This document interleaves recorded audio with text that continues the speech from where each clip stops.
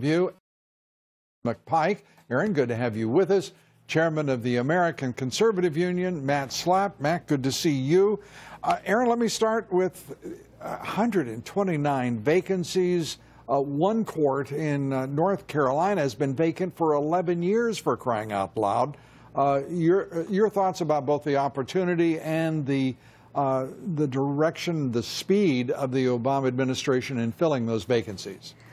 Well, look, part of this was because Mitch McConnell, as Senate Majority Leader, went really slowly in fulfilling some of those open judgeships during the Obama administration, so it created more opportunity for the Trump administration to fulfill a lot of these openings with more conservative judges. Now, you're hearing from a number of Democratic senators who are upset that the way that the Trump administration has created its list of potential judges to fill these openings came from the Heritage Foundation and others, very conservative entities. But you have to think, of course, the Trump administration is going to go to conservative groups to get their take on who they want to fill those openings, because this was a huge campaign promise of his to fill courts with conservative judges and justices. As President Obama did in his instance, in the case of the Fourth Circuit Court, as I said, 10 of 13 appointed by Democrats. Matt, your thoughts on this?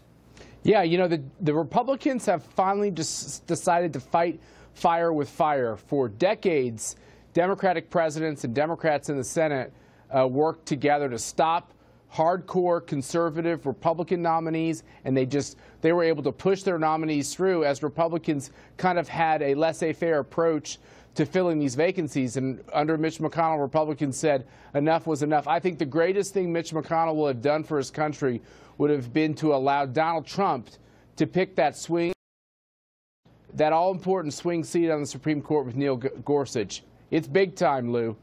Yeah, no question about that. And it looks, if the rumors, if you will, not street rumors, but rather, I guess, the hallway rumors of the judicial system are accurate in suggesting one of the justices will retire as early as this summer. Aaron, let's turn to McMaster. The reporting of Eli Lake at Bloomberg is saying very clearly that there is, at the very least, a personality conflict between the general, H.R. McMaster, and the President of the United States. Is this an over-entitled general who just cannot find his place? What is going on here in your judgment?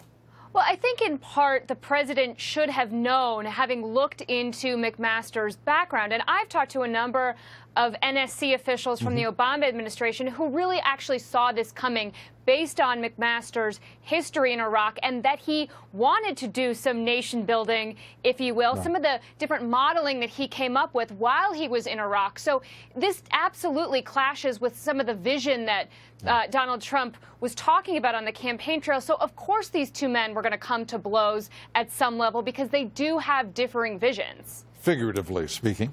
Yes. And of course, I have to say, Matt, the fact that the National Security Advisor would advise the president not to use the term radical Islamist terrorist. We've been there. That is so disappointing to me. I just can't even begin to imagine what else McMaster might be thinking. This is a man who watched this president campaign. Your thoughts, and oh my, what are we to do now?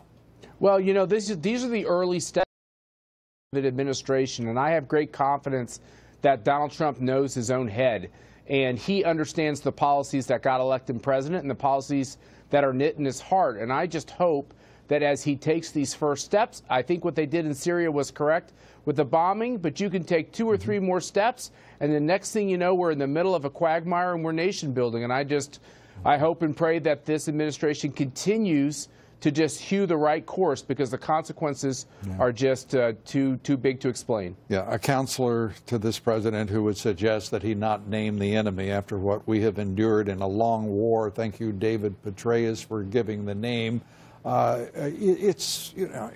This is preposterous. We need generals who can win. We don't need semantic artists either advising the president or leading those in uniform. It's just I am so deeply disappointed in this National Security Advisor, I can't express it. Aaron McPike.